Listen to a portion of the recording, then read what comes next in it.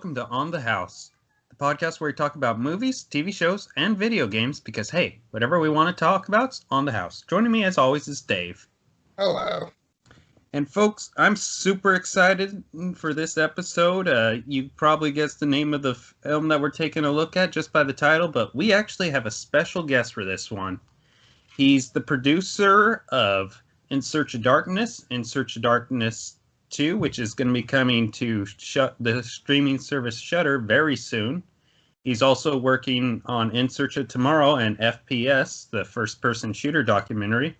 Folks, give him a warm welcoming, Andrew Hawkins.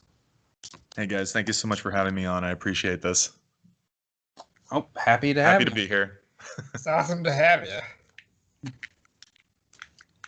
And folks, as you probably guessed by the last couple films we've done, we're kind of going on a 80s slasher films kick, so we figured why not keep the ball rolling? Dave, since this was originally your idea for one for us to cover, why don't you kick us off here? Okay, today we'll be covering the 1980 classic Terror Train, one of the few non-Halloween slashers to star Jamie Lee Curtis. It wasn't one of the first slashers I saw, but it was one of the first I bought when I started collecting these movies, and it's remained one I've rewatched constantly every year, and we'll be able to go more into the story and acting in a bit, but let me get your thoughts first. Yeah, I'm a fan of Terror Train. I actually like it quite a bit. I really enjoy just how the movie is put together with the sort of almost Carrie kind of comparisons that I make to it. You have the incident that really starts everything off, and then there's the huge New Year's party that everyone is enjoying as one person gets picked off after another until the big reveal at the end. But the way that everything is stacked on top of each other during the story, I think it's great, and I love the atmosphere of it too, and the way that it's shot. It's one of those really cool, unique movies from the 80s that just has this kind of really dark and gritty sort of feel to it, and I almost feel like it's sort of heavily influenced by 70s horror, but yeah, it's great. Well, it was shot in 79, so it was technically a 70s movie when it was in production. Yeah, but then we get the semantics about release dates, so pretty much it's one of those bridges that I love looking back at as like 70s moving into 80s, for sure. Well, it's kind of like how Van Halen technically broke through in the 70s, but nobody thinks of Van Halen as a 70s band. They are an 80s band through and through. Totally. And I would say this film serves as an example. I was reading a review of it on another website, and it got me to thinking. It talked about how Canadian slashers, and used this film as an example of how, when compared to their American counterparts, on average, Canadian slashers tended to try more, for lack of a better word. Like, there's more of an attempt at characterization. It's less overtly sleazy, and there's the mystery. There's a genuine attempt to make it compelling, and yeah, I would definitely agree with that. I mean, this is part of the Canadian tax shelters horror films that were coming out of Canada at the time. This is where such films as Black Christmas, Curtains, which we've covered before, were all coming out about the same period. And there is definitely, you can feel more of an effort to just make it get as high of a body count as possible. Yeah, I think, when I look back at this period of Canexploitation movies and the horror that was coming out of Canada, right, at this pocket of late 70s, early 80s, I absolutely group this in with, Black Christmas and Curtains, of course, but also even Cronenberg's early stuff, talking about like Shivers and Rabid. And they make for a really interesting period of time in horror movies that I love revisiting. Yeah, definitely. I mean, that's part of what I love about 80s horror or just horror in general. It's like we tend to think of them in big block periods of like 15-year spans or so, but really they're better dissected in about 2-year blocks. Hmm. That's where you really get this real nuances for how they're feeling for certain time periods there. And since this was a slasher film from 1980, this was still the point where there simply weren't enough of them to register as a distinct subgenre in audiences' minds. So, in many ways, this thing's like it doesn't follow a lot of things we considered a slasher formula to a T. It definitely, I'd say even Jamie Lee Curtis's, I mean, typically the last girl is kind of an innocent in the whole inciting incident, which she really is. You can't say that about her in this film. She was maybe not as knowing a participant, but she did play a role in the inciting incident to the film. Yeah, whether you want to call it, being complicit or not, or covering up what happened, it's different in that way, especially, and we're talking about a film that really focuses on the characters too. So she's not superficial final girl in this at all. It's actually, again, getting into it really multi-layered. Yeah, definitely. And speaking of that, I just want to say they give depth to characters that they really did not need to give depth to. It's like I absolutely love it's almost like we have two casts going. There's the college kids and whatnot, and then there's the conductor and his crew. And I absolutely love the train staff in this film. They Yeah. all have their little personalities and like separate things. Like there's something like one of the characters, for example, says that he tried getting into the RV business, and they're like, "Well, how are you doing? I'm up to my neck in inventory." Just little things like that that really make a person feel human versus Target 387. Yeah, definitely. It even kind of reminds me a little bit of like sort of an aliens, or I'm sorry, an alien type of thing, where, we've just got these guys that are working that are really doing, I guess if you want to call it like the hard labor job, the whole transporting thing. And that's really what this, conductor team are doing, this whole crew. They're just, there to get this job done on New Year's Eve and get these rowdy kids from, one place to the end of the line while they're having this huge party. Uh, that's the whole thing. They're doing their job, and all this is going down, and one person after another is getting killed off. It's a really great dynamic. I feel maybe we should give a proper plot synopsis for those who haven't seen the movie. I mean, if Yeah, you want absolutely. to Go for make it. it easy for them, go ahead, Dave. Maybe we'll just get to the basic points. So, Jamie Lee Curtis plays a girl named Elena who's in this with her college friends. They play a prank on a new pledge, which ends up involving a cadaver, and it traumatizes the poor guy. And I think it's 3 years later, they say they're going to a New Year's Eve party on a train, and there's a killer going around who switches costumes with each of his victims. That's a new gimmick, and they begin to suspect it's the person they traumatized, but who could he be? Hmm. Yeah, that's the thing too, is, talking about the time difference stuff. I mean, it's like this character Kenny, who winds up getting the morbid prank pulled on him in the beginning of the film. It is just extremely morbid and, malicious, and it goes so wrong so fast. But yeah, they don't know who's taking them all out one after another.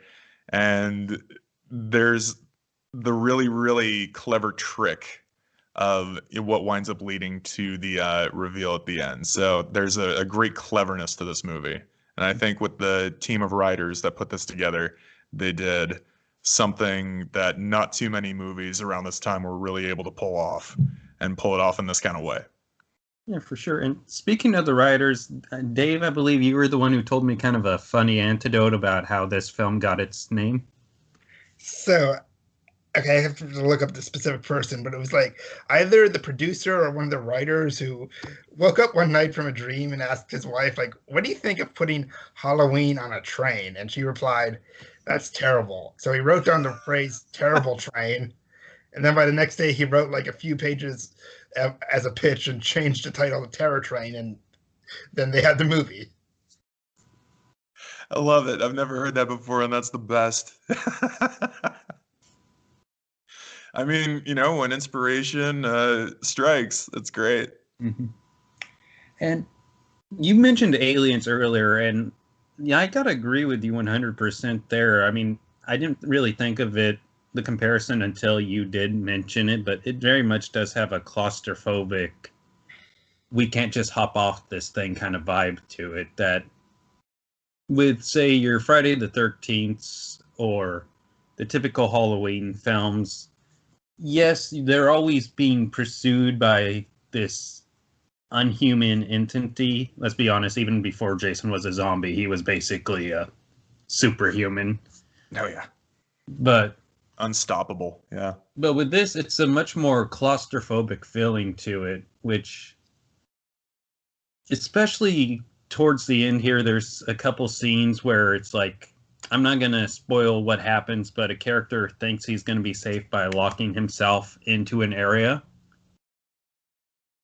And then the tables turn on him, and just the way that you can feel the walls just slowly caving in on him are just so well done in this film. I can't really express it too much. In a lot of ways, I describe it as, how when Die Hard came out, we had Die Hard on a boat, Die Hard on a cruise ship. Die Hard on a bus. Yes, exactly. So this is what I would describe Halloween on a train. The same claustrophobic feeling that you get from Aliens or Die Hard, but with that good 80s slasher goodness to it. Yeah, like that moment when Tom Skerritt in Alien is going through all the tunnels and gets killed off. The way that this film winds up really confining you inside of the train as all the characters are going through the corridors and each of the rooms and the bathrooms and everything. I think, I don't know, maybe this is just speculation, but maybe Roger Spottiswoode took a little bit of inspiration from Ridley Scott's classic. Either way, it's really interesting to kind of, I don't know, look at those parallels. Though interestingly, for as claustrophobic as it is, there's technically a large number of characters alive at the end. I mean, they kill off a lot of the main group of friends, but there's technically a ton of other passengers and the train staff. Like, they managed to keep it claustrophobic, even though the bulk of the cast is still alive by the end. Oh yeah, like in the party room where you've got the majority of the graduating class, while all of the main players are sort of getting, I don't know, almost like chess pieces positioned in all of these small spaces where they have no way out. It's definitely like there's a party going on, but everyone who's part of this main group of players is in a way getting separated and taken out one by one. Yeah, it really reminds me of, I believe it's the second Splinter Cell game where you're got to take out some people. You're playing as the main character in the Splinter Cell series, and you got to take out a couple people on a train, and you don't have your kind of semi-open world that those games typically gave you. It's very much a straightforward path, and how were you going to manipulate the characters in order to make it feasible? Yeah. And with Terror Train, it's all about an element of deception, because like you're talking about, the killer keeps swapping masks. So you get all these great death moments where you see, the, I guess, villain, and you're not sure which one it is until the last second, unless you know which mask he took from the previous victim. So it's a stealthy, very sneaky kind of way to take everybody out, and not too many movies really pulled it off like that, because you see Jason, and it's Jason, whether or not he's in the burlap sack mask or the actual hockey mask.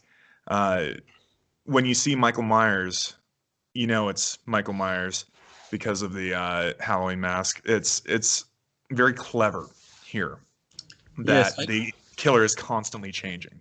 Mm-hmm. Yes, I'd compare it to John Carpenter's The Thing.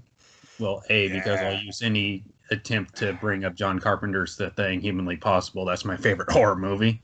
Or more recently, It Follows, where you don't know who the killer is going to be, and sometimes the audience doesn't know.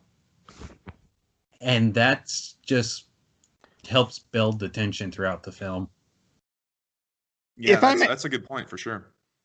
If I may ask, on your first viewing of the movie, did you see the end reveal coming, or did it take you completely off guard? For me, I was kind of wondering what was up with the focus of the magic show and everything. And when it got closer and closer to the reveal, I was like, oh, just that kind of shocked, but okay, I see you, Terror Train. I see what you're doing. Like right before Hart Bachner's character's death, when he noticed the woman's hand on his shoulder, that's when I pieced it together. Yeah. Just that little clue. And then all of a sudden the pieces start, really falling into place on the whole puzzle. And it's like, oh, damn. And also, much like Halloween, this is a fairly bloodless movie. Yeah. It's really well done that way. And I was going to say, it wasn't like, say, another one of my favorite films. Obviously, I'm name dropping some of the big ones. Real shocker, I know here. But probably my favorite slasher is Texas Chainsaw Massacre, where it manages to do that thing where your brain creates way more violent and disturbing deaths for the characters than they probably would have been able to do on the budget that they had for this film. And for how the ways the scenes are shot in the movie, at least it looks like they were naturally like this. It doesn't seem there was to be trimmed down in editing or anything. No, I mean, look at some of the Friday the 13th films that got absolutely butchered in the editing room. Yeah, Friday the 13th, Nightmare on Elm Street series, two of the top dogs for ones that got chopped to hell. But I would think that with Terror Train, it was almost all intentional, and I don't know of any extended cut gore. Maybe, some of that's out there, but I think, what they shot is what you get, and what they delivered on was really, really well done, because it's just enough that, like you guys are saying, you want to put your thoughts into it and think it was actually gorier than it was, but it's really restrained and it's really effective that way. And another aspect I absolutely love about this film that I'm surprised I haven't brought up yet is David Copperfield in this is just absolutely incredible in this. Like, I was kind of, when he first showed up the first time I was watching this, I was like, oh, and here's a celebrity cameo that we're just going to have to acknowledge. But no, he has genuinely some great chemistry with Jamie Lee Curtis throughout the entire film. And he makes for a very interesting character, and it's not just let's get a name in here to get a name in here. It's this guy helped furthers the story. Let's use him for it. And if they had made this at the end of the 80s, they probably would have used Penn Jillette. Penn and Teller and Kenny on stage, and how that played out. And I must say, like, David Copperfield has said he wished he could destroy every copy of this movie, but I still like him in it. I think he's charismatic. I think he's completely in for the film. He definitely delivers. He does some great on-stage magic inside of the party car. And I think by the end, you've got so many things to think about with his character and everything that's happened. It's really surprising to see David Copperfield, renowned, globally known superstar magician, in this little Canadian exploitation Halloween on a Train movie. And this was like towards the start of his career too, and yeah. Going off what was said earlier, I feel like all the focus on magic throughout the first 2/3 of the movie, it kind of pays off with the way what the reveal is. It almost feels like the movie itself is playing a magic trick on you. Totally. Again, it goes in with that deception thing, It's total sleight of hand all the way through. Which does One thing I kind of wondered about with this film is it's definitely set on New Year's Eve, but part of me's always kind of wondered if this was originally intended to be based on New Year's Eve, on not New Year's Eve, but April Fool's Day, and Mhm. just somewhere throughout the writing process it got changed because with the pranks that are the inciting incident for the film, and then just the illusion, the trickery throughout the entire film. It wouldn't have surprised me if this was originally supposed to be an April Fool's movie. Yeah, for me, it always feels like a kind of April Fool's Day opening, with the whole prank and all that stuff. And it's, again, that whole hazing thing that happens to Kenny, that whole, I guess, he's a freshman and they're doing this, and then catch it 3 years later when everyone's about to graduate. It always kind of feels like a graduation day movie to me too. Well, I know Like, yeah, you mentioned that Jamie Lee Curtis's character is graduating early. yeah. Because what, like mid-semester, or she got enough credits to be able to get out for the end of winter break or whatever it is. But yeah, that's again, it just goes into her character being the focus. Like, right before she's about to have her big send off, all this goes down, and all her friends get killed because they're all bad people. And curiously, out of all the like slashers Jamie Lee Curtis did that weren't the Halloween sequels, this is the only one where she's aware of the killer's presence for the bulk of the movie. Like in Halloween, she doesn't realize what's going on to the last 20 minutes. In Prom Night, she has no idea there's a killer till the last 10. But here she becomes aware of what's going on about like the halfway mark. So this is probably the one where she gets to fulfill the final girl role the most. Yeah, no, you're absolutely right. The fact that she knows, what's really going down, pretty much before anyone else does, other than the people who are getting killed off. And the whole second half of the movie is basically her trying to, not only survive, but yeah, just make it through everything.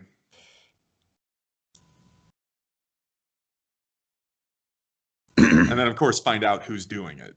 Yeah, that's a key point too, because of the build up to them actually figuring out what exactly is happening and Which, who's responsible. with that being said, folks, we're going to go ahead and jump into the spoiler territory of this podcast just because, well, we pretty much touched on everything you can without revealing who the killer is. In a lot of ways, this film has a Murder on the Orient Express vibe to it, where you can only go on for so long before figuring out, well, who done it.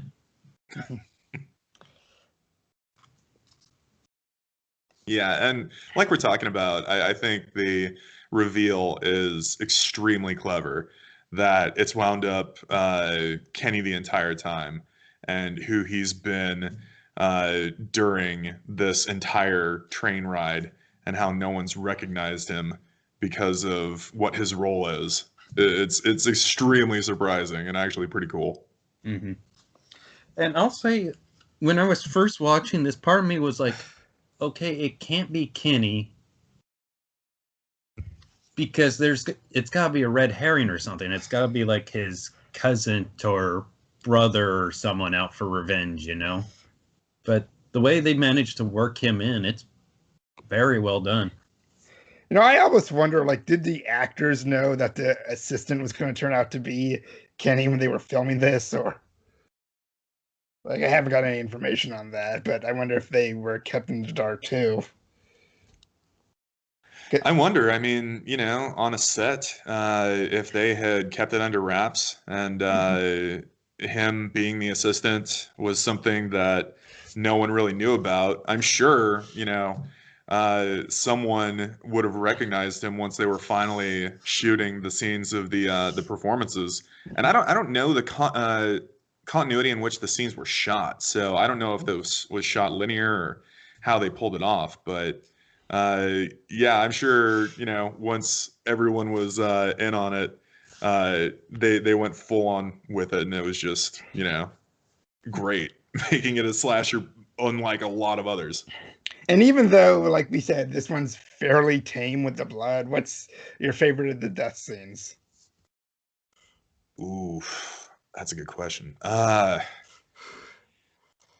don't know. Clancy, do you want to go first while I think about it? Because I've got a couple. So I will say, for me personally, it's not so much his death as it is kind of the build up to it when crud, I'm blanking on the character's name. The main jerk. Yeah, when the main jerk locks himself into the car Mm. and just the way that it slowly he's like, okay, I'm safe now, and then he's like, oh shoot, I didn't check these lockers, he could be hiding in there. Yeah. And then I didn't check this, check this, and you can see the paranoia and desperation on his face growing as he's slowly realizing he's basically put himself into a bear trap. I like how they basically managed to make a chase scene with only one person involved with that sequence. Yeah. That's probably my favorite scene in the entire movie, just because, like I was saying earlier, you can feel the walls closing in on him the entire time. And also, quite frankly, this guy was such a jerk. I wanted him to die from the very start of the film. It's like, you better have a good death. I also Have a kind good of like payoff. two I had that even though they were mostly off screen, even by this movie standards, I like when they were having the magic show and then Mo was just suddenly dead in the crowd. Because I like the idea of like them using their magic tricks to be able to kill somebody without anybody noticing. Yeah. And then Mm-hmm. and then finally at the end when David Copperfield's found in the like sword box, legit stabbed, like if anything, if this movie was gorier, I would have wanted them to like take advantage of a magic trick motif for all the kills.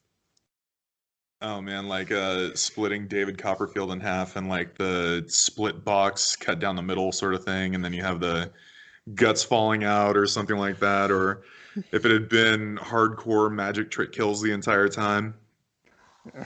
I don't know. I don't know. I think that kind of stuff makes me think about Tales from the Crypt, and it's a lot of fun to me. So, but for my favorite, I wouldn't say favorite, but the kill that stands out to me the most is probably gonna be Jackson's in the bathroom. Yeah, because that kill is like just brutal with him getting his head smashed in the mirror and everything, and then again, it's talking about the costumes too, because that costume that Kenny is wearing of the guy with the glasses and large nose and curly hair, that sort of conductor mask or that whatever mask it is, Groucho that one Marx. was Groucho. yeah, it's kind of it is kind of a Groucho thing, isn't it? Yeah. Um, it just always throws me because the hair's down instead of like Groucho's signature, spiky on both sides up hair thing going on, and then the hat. But that is always on the cover of Terror Train, so that's almost kind of been associated through like key art and marketing and all that stuff and different releases of like Kenny's signature look uh, as the masked killer in the movie. But I also really like Jackson's costume, the whole lizard man thing. Mm-hmm. It's great. But yeah, that death in the bathroom sucks. I actually feel bad for him when that goes down because it's just so abrupt and so hardcore. And it always stands out to me. And I also love, just kind of piggybacking off what you said there, but when the body's found and then later on he comes back and then the killer's impersonating him through the costume and just acting like, oh, he was just absolutely plastered at the time. Just Yeah, there's the more, fake out.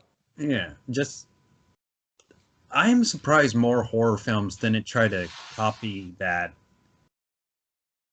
setup there because it's just so ingenious, really. I mean, we have things like, as much as I love these movies, the Scream films, they're always wearing the same costume, it's never a huge.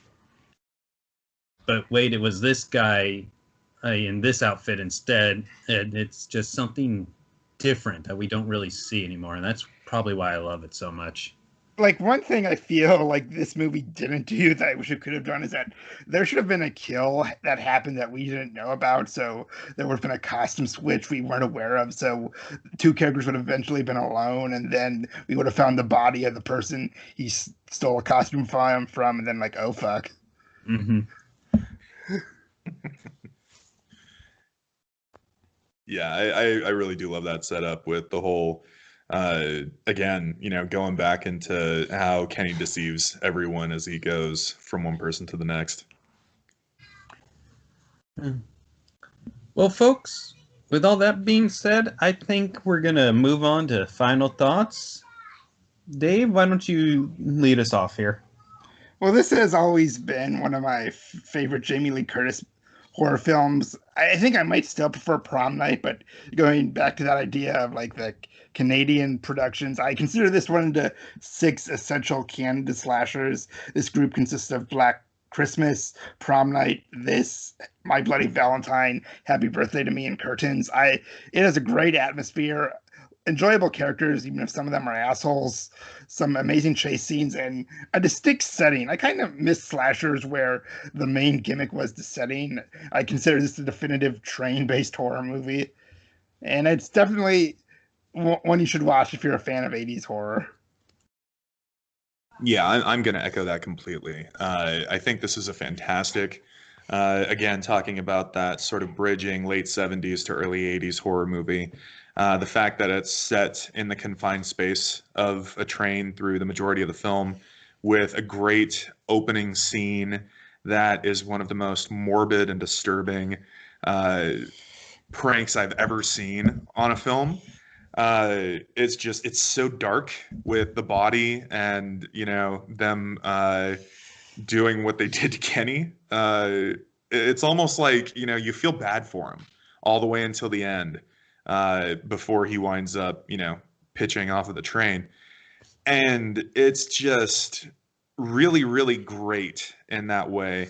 But also, I agree with guys like Corey Taylor, who have been part of my In Search of Darkness documentaries, where this is one that, if you've ever seen a Jamie Lee Curtis Final Girl movie and you haven't seen Terror Train, it's a must watch. You got to put it on your watch list and you got to check it out. Especially if you love her work in horror. Yeah, I definitely agree, picking back off you a little bit. Jamie Lee Curtis is absolutely amazing in this. I mean, there's a reason that she's remembered as the queen of all scream queens, and this film right here is a huge reason why. It's not just that she was the first, it's that she was also pretty strong argument you can make that she was the best. I love the atmosphere that they set up for this film. Honestly, the only complaint I have is there's some scenes that I think are a little too dark at times, but that could have just been my copy, so I didn't want to bring it up in the main review itself. But if you want a horror film that's not as well known as, say, Sleepaway Camp, where the big twist is revealed before you even go in or on the bloody poster half the time, this is definitely a fun one to be checking out. Yeah, definitely. I feel if most slashers had this level of quality in their productions, that I think may not have been regarded as like the schlockier kinds of horror as the decade went on. Yeah, and I think about movies that sort of explore similar themes to Terror Train, and one that really stands out to me is Brian De Palma's Dress to Kill. That one, there's the reveal that runs in a very similar sort of vein as Terror Train to a degree, but wherein you've got that regarded as almost like an Alfred Hitchcock level thriller with high-end production value, amazing clarity and cinematography, and so much money behind it compared to this, which, again, talking about looking at it alongside something like My Bloody Valentine being, that sort of gritty exploitation. It's one of those things where I feel like Terror Vision is overlooked, and I feel like it's overlooked unjustly. Like people write it off as just another Halloween knockoff and another Jamie Lee Curtis Scream Queen movie if they're not particularly fans of the genre. The hardcore fans, they're all about Terror Train. Everyone I've talked to has always had, some level of praise to give the film. But it would be really interesting if more films had followed in the level of quality and cleverness and everything that we're talking about. And I think that might have elevated this along with other entries in the genre if we'd gotten more like it. Mm-hmm. And one thing that just came to me as well is, speaking of influence this has, have either of you played the video game Until Dawn? It was a PlayStation. No, but I've heard of it. Okay. It actually starts out with a very similar prank gone wrong inciting incident for that game as well, so it wouldn't surprise me if that took influence from this here. Yeah, I've played a part of Until Dawn. I haven't beaten it, but yeah, again, that with all of the classic 80s horror influence that went into the making of that game, I could definitely see it drawing some inspiration from Terror Train and these types of movies, where it's that, initiating incident, and then things go really bad from there. Mm-hmm. Yeah, I'll be honest. I mean, people know me. I'm generally against remakes of films, but if someone were to say do a updated version of this, similar to how we have Scarface from the 1930s and then Scarface from the 80s. If somebody were to take a stab at it like that, not trying to just copy it, but kind of use the same plot elements in a modern setting, I'd love to see somebody take another stab at this one. It's just a great all-around horror concept. I heard they were going to remake this in the 2000s, but then they just made a completely separate thing, and it wasn't a remake anymore. Mm. I'm not against remakes done right, because some of the best movies ever made have been remakes, in my opinion. And one of them, you touched on, Clancy, John Carpenter's The Thing is a remake. The Blob from 1988 is a remake. Cronenberg's The Fly is a remake. If it's in the right hands and it's got the right people involved and it's done right, it can be great. That's always my stance on the idea of, remaking a property. If it's good, it's good, but it's hard to pull off. It's really hard to pull off good lightning in a bottle. Mm-hmm. But honestly, if someone did that with Terror Train, I'd love to see it. Honestly, going back to a movie we mentioned earlier, from the late 2000s, early 2010s trend, my favorite of the 80s horror remakes was the My Bloody Valentine one.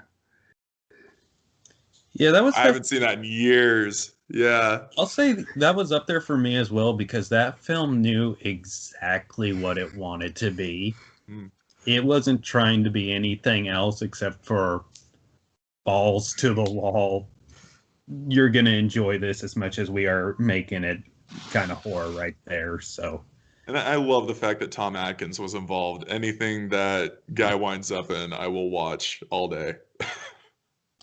But yeah, going off of what you said, Edward, it's really the heart and the intent of the filmmakers and creative people involved. I mean, the best comparison we can have that I think there is comparing the Invasion of the Body Snatchers original remake versus what's her name, when they remade it in Invasion in the mid-2000s. One, you felt the passion and the need for the story to be retold, and the other one was like, yeah, these make money. Well, that's the thing. You look at Body Snatchers in 79, I guess it was, with Donald Sutherland, and it's amazing. I mean, it's just great. And then you go back to the Body Snatchers from the 50s or whenever it was. And I always remember the end of that, the "you're next, you're next." And it's just another example of how, those movies that came out in the atomic era, a handful of directors in the 80s managed to take those films and make something from them that, not only you have the originals that you still go back and watch, but then you have those 80s remakes that are phenomenal. And again, late 70s, 80s remakes. But yeah, it's tough. It is really tough for people to do that. And I wonder if it's also because it's not only the jump from black and white to the color age, where in the 80s there was so much money for productions to focus on practical effects and makeup effects and creatures and everything like that. Whereas now, there's a real heavy reliance on a lot of, I guess, financial restraint, and then the reliance, the need to really do a lot of CGI and post. There's a great wave of filmmakers right now that love playing in the sandbox of practical effects and shooting on film and doing stuff like that. And it's, again, right people doing the right thing. If they can pull it off, it's always great to see it be successful. Mm-hmm. I mean, who would have thought a remake of it would have worked? Yeah, and that wound up being one of the most popular horror movies of all time, with the part one and the part two, which is crazy. Yeah, but it wound up being a cultural phenomenon instead of just being a horror fan favorite. And I think, especially as a society, we're kind of getting to the place where we're like, okay, a remake doesn't replace the original. It's just an added flavor to that franchise now. Because it's like, I know I was really upset when Rob Zombie announced he was making Halloween, because I kind of wanted more Halloween films in the series. Sure. And But we now got it's like that technically. we're able to come back and actually get more Halloween films in the series. It's not the kiss of death it used to be.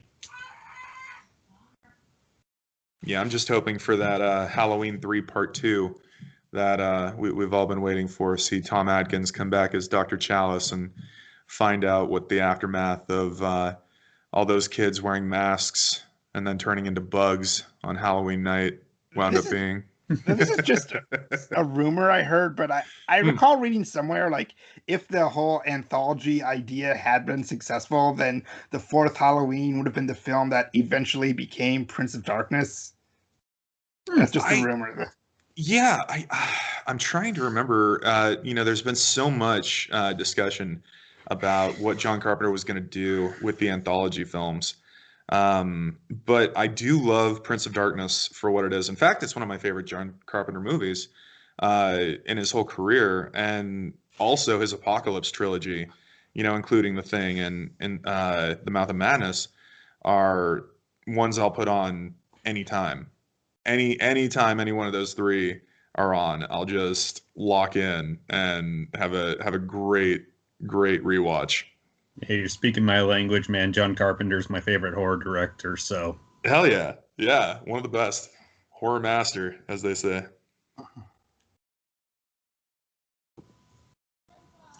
Well, folks, we want to thank you for joining us all for the podcast. Dave, as always, thank you. And Andrew, let the folks know where they can find you.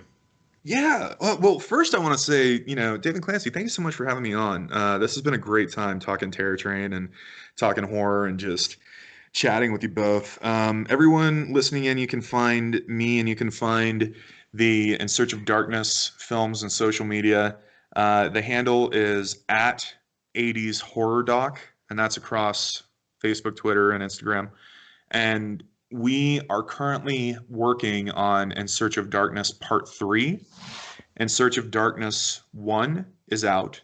Anyone who has Shudder can check that out, or you can rent it on Amazon Video. And Search of Darkness Part 2, like we talked about, is going to be getting a release on Shudder as an exclusive at the end of April.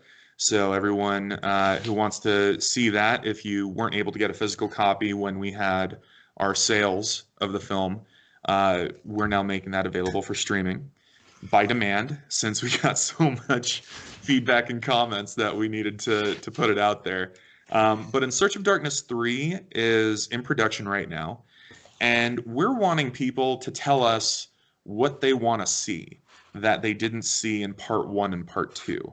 So get on social media, follow us, get on 80shorrordoc.com.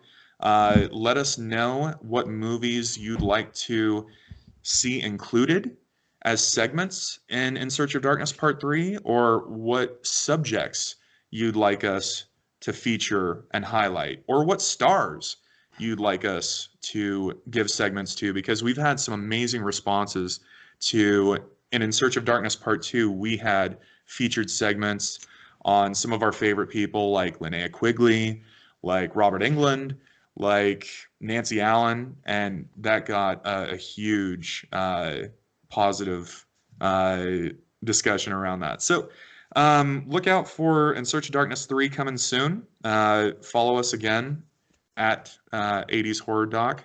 And also, if you're into sci-fi and 80s sci-fi, we have In Search of Tomorrow in production, which is great. We've got some amazing cast members to add to everyone that we've already announced, that I can't wait to get the word out about.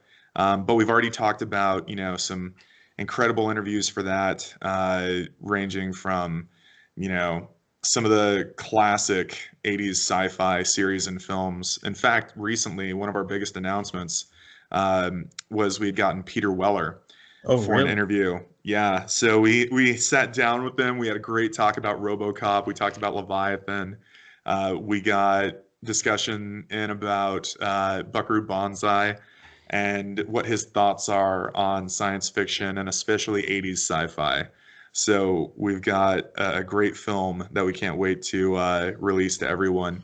And then the last big one that we're working on right now, last but not least, we've been talking a little bit about some games in this discussion.